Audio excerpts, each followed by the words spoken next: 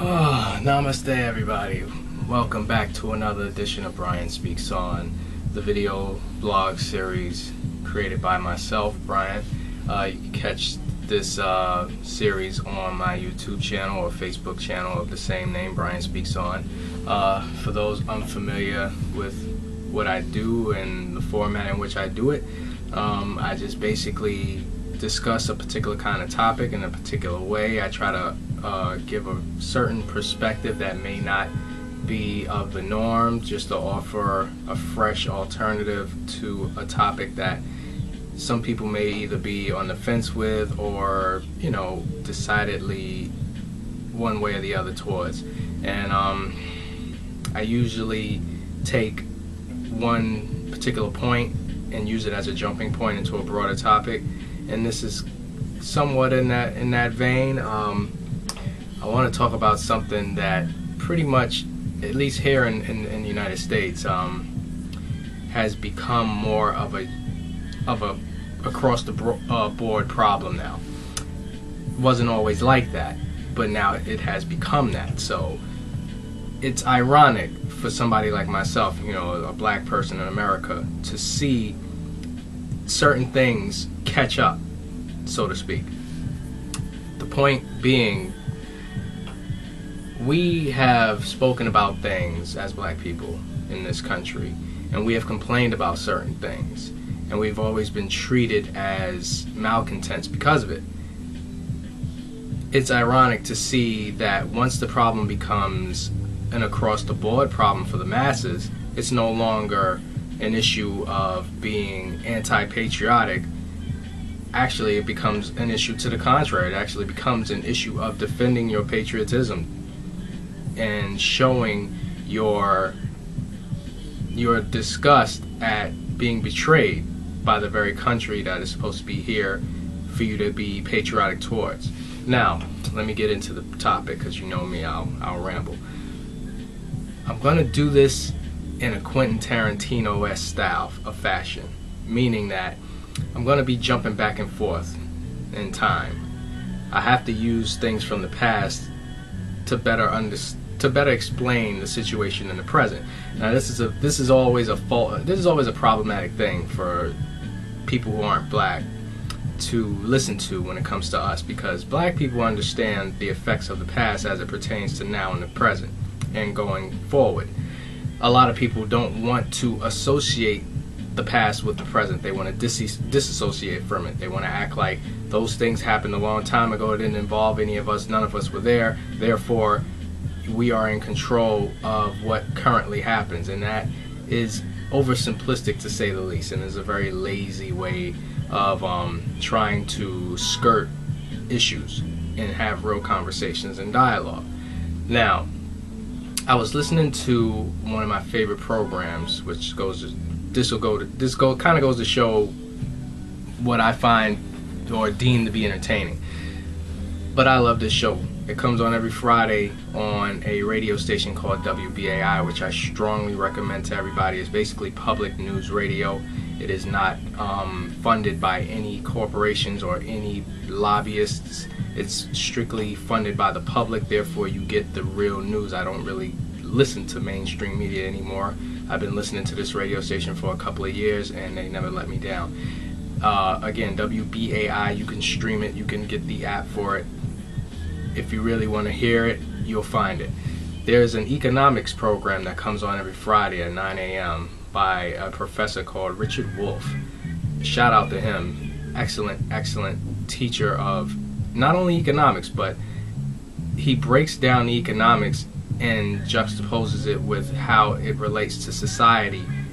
So you get basically an economics lesson and a sociology lesson at the same time. Show is called Economic Update. Brilliant person. He's a professor here at the New School here in New York. And he, on his last show, spoke about the decimation of the American family unit structure. And he used economics to explain it. And he also, at the same time, while he didn't make it into a specific topic, he actually covered another topic at the same time, which is white rage in America. Now, that's also something that when you start speaking about white rage, people start thinking, oh, here you go trying to, come with these racially charged overtones and things like that. You're trying to be a militant and a separatist. You must learn to be able to analyze what somebody is telling you in order to learn where they're coming from. So don't listen to respond, just listen to understand. Now, when I speak of white rage, and in this case, as Mr. Wolf was speaking towards it, he was explaining the discontent of white America now, and explained how our current president came to be, basically. Because everybody keeps asking the same questions, like how did this possibly happen that this person is now currently our president? And it's actually a very simple answer. And he explained it as such. He basically said that this person was able to speak to the discontent of all of these people. Now, what these people don't realize is that he was basically playing everybody and lying just to get elected. And it's even debatable as to whether he was even really trying to get elected, but that's another story. So, here we are. We have this imbecile as the president right now. And the main driving force was him exploiting the emotions of a large section of people here in America who have been of the feeling that they have been left behind by, mainly the Democrats, politicians in general, old school politicians. Most of these a lot of these people live in rural America. They're spread out all over. They have their belief system. And one of the greatest sources of their discontent was that they have been, disregarded. They've been left behind. They now live among the lower middle class or the lower class. And he went on to explain according to the timeline of America. And he brilliantly pointed out how up until around the 70s, white American men were able to hold down a family income by themselves. Like, you only needed the man of the house to work. The woman of the house was able to be a housewife, raise the children, so on and so forth. Somewhere around the 70s, things started to take a shift, and up until what we have today. But before that, white men, in particular white males, were able to enjoy the American dream. Now, I'm pointing this out specifically, I'm not pointing this out specifically, I'm just basically paraphrasing what he was saying, and this gentleman being a white man himself. So this doesn't really, it focuses on the racial demographics, but it's not about pointing out that so strongly. But anyway, their discontent is now that their family structure has been broken apart, because nowadays you can't hold down a household with one job. Now both parents need to work, and not only do both parents need to work, they need to work full time in order to hold down a household, which now you have a lack of parenting, supervision, so on and so forth in the home.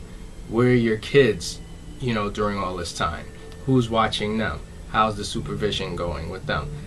The family structure breaks down. Marital situations break down because of that, because both parents are continuously stressed out. You don't really have the marriage that you had hoped for, because you're not spending the type of time that you want together. And, so now it has devolved to this point. And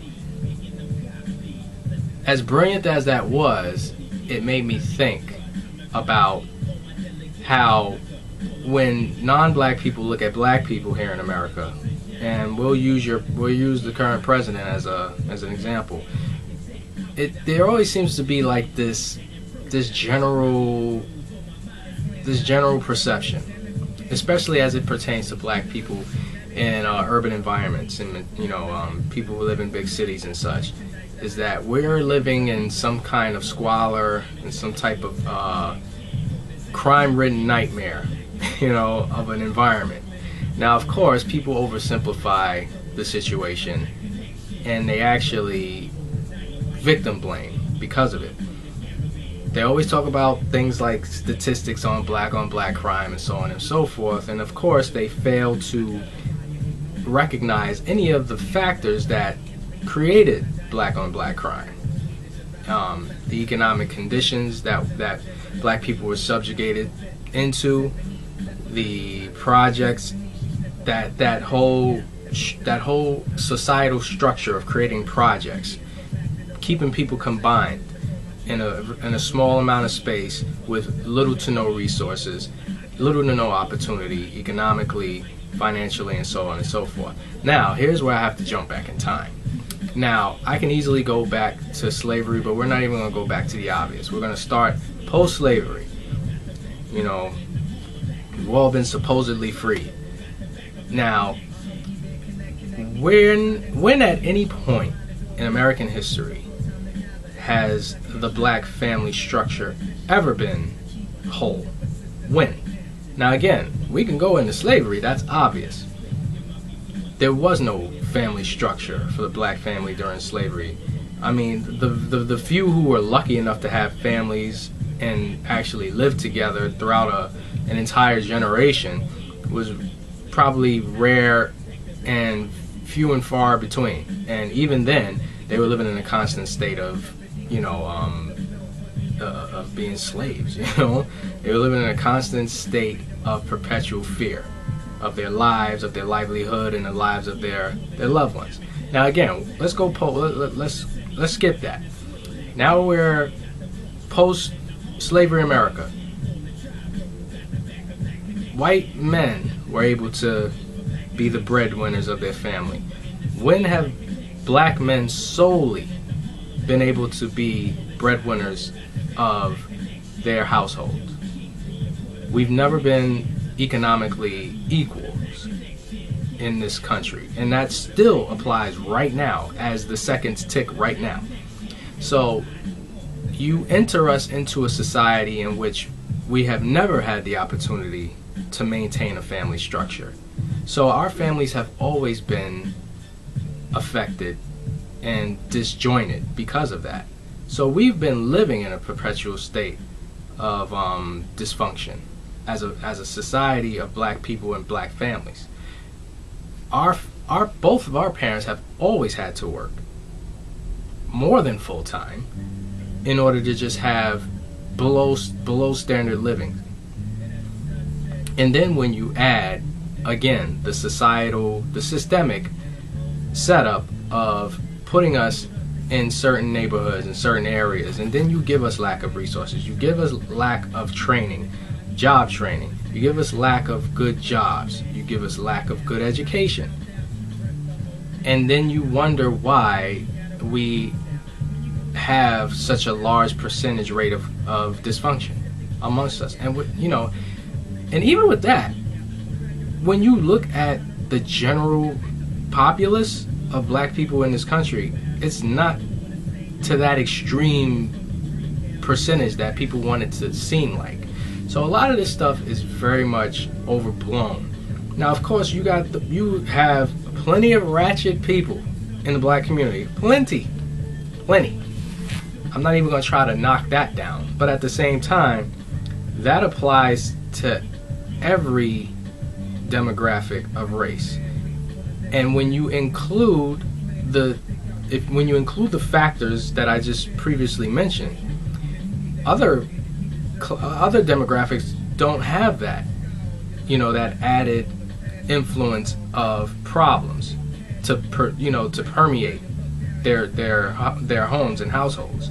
So if our percentages are higher, they're higher based on all of the elements that force those percentages to be so high, and they're probably not so much higher than the percentages of other races, and that's with the other races not having to deal with any of the stuff that black people have to deal with.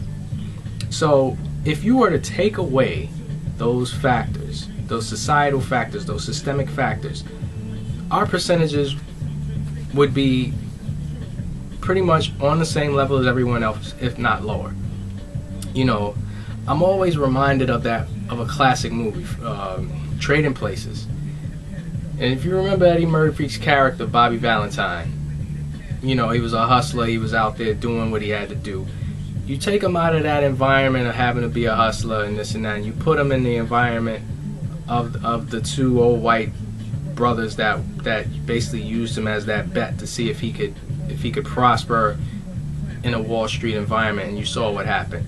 I think that's pretty accurate. You know, if you take away all of the systemic factors that we have to adjust to and make normal in our lives in order just to simply survive, if not thrive, there's no reason why black people could not have always been on that level already.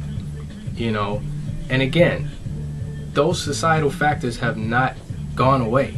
They've evolved, they've mutated, you know, over time, but they've never gone away, you know. So how, again, I ask the question, when, at any point in American history, has the black family ever had a chance to function in a normalized setting? When have we ever not been dysfunctional based upon our being second-class citizens from the very beginning? Now again, you ask me, how does the past affect the present? That is how the past affects the present, because things get passed down generationally. And again, the system has not ever lifted us to a level of equality, even now. See, now the funny thing is now that we've gotten the closest that we've ever gotten to equity in this country, now everybody else is falling down to our level, you know, of inequity, of lacking in what we need. So now it's become a class issue. Now before, it wasn't as much a class issue as it was a race issue. Now it's a class issue. You know, so now we're all in this boat together. And now you start hearing words like solidarity, and unifying, unity. All these words start coming out of nowhere. We all need to rise up. Well, when black people were shouting the same thing, but we were shouting it under the mantra Black Lives Matter, we were getting shot down, figuratively and otherwise. We were being called, you know, treasoners to our country, anti-patriotic. Why don't we just go back to where we came from? And all, you know, you start hearing all this negative rhetoric. But we were saying pretty much the same thing that these people that voted for Trump are now saying, is that things are unfair. It's not right. We've been disregarded. We've been set aside. We've been pushed to the side. We've been ignored. Nobody is fighting for us. That's the same thing we've always been saying. But now that you get to say it, now it's okay. Now it's regarded as, you know, standing up for oneself. Well, when we stand up for ourselves, history has shown that when we stand up for ourselves, we're lambasted with hate. You know, so why is it not okay for us to speak up for ourselves? But now that it's affecting you, you want us to join your solidarity train, you know? And you wonder why so many of us kneel. This is something that I am making not to throw an inordinate amount of shade at people. It's just to point out the reality that wasn't being paid attention to until it became your reality. It wasn't reality at all until it became your reality. And it's sad because all of those people, you know, who voted for this person who was pretty much the poster symbol for sexism and racism and xenophobia and you know, all those, yeah. You voted for all of that because you wanted to survive. So that shows the depth of your desperation of wanting to survive. How are you any different than us?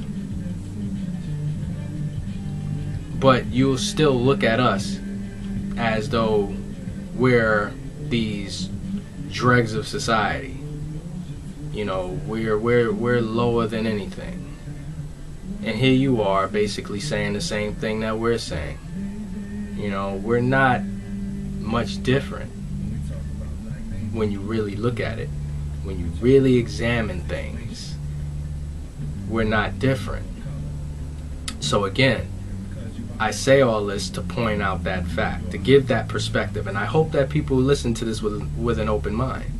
Because again, think about my main point, my core point of this. Take me back to a time in American history where the black family structure was ever allowed to exist peacefully and as a complete unit. It has never existed here. Do not look at black people who aren't dancing around with, you know, with red, white, and blue flags emblazoned upon our shirts and look at us with an evil eye. You need to understand that the America that has worked for you so much has never worked for us. You know, it's one thing to say America, love it or leave it, when America has always loved you, and now it doesn't even love you anymore. So now you're feeling it now. So imagine how it is to never have gotten love from America. You know, try to take yourself out of your position and put yourself in someone else's position for a moment to try to better understand the situation. You know, and that's all I could really emphasize in this post. But again, we're all in this together now, like it or not. And I only hope that people can come to a better understanding of our situation through this experience. Maybe that's the point of all of this kind of devolving to the state in which is now, you know, occurred. We'll see. But in any event, I wish everybody well, no matter what our situations. Listen to this with an open mind, and I hope that I have introduced something upon you. You know, I thank you. I wish us all well. Bless up, everybody. One.